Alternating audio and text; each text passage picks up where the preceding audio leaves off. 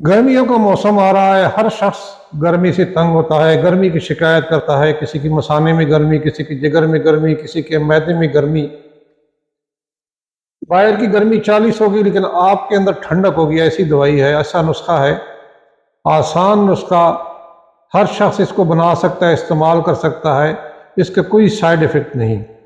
गर्मी का तोड़ है, गर्मी के मौसम में मशरूब के तौर पर इस्तेमाल करें, बेहतरीन इलाज है गर्मी का।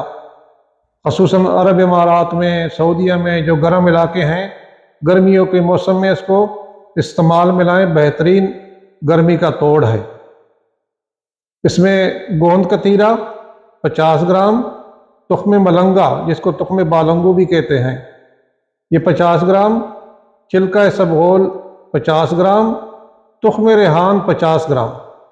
इस सब को साबित रखना है। अगर गोंद कतीरा मोटा हो तो थोड़ा उसको बारीक कर लें। सबको मिक्स करके एक बड़ा चम्मच 1 गिलास पानी में भिगो के रखें। घंटे बाद इसमें अगर शरबत संदल मिल जाए तो वो इस्तेमाल करें। उसी है कि मुफर्रे भी है, वो दिल को भी तस्कीन देता है।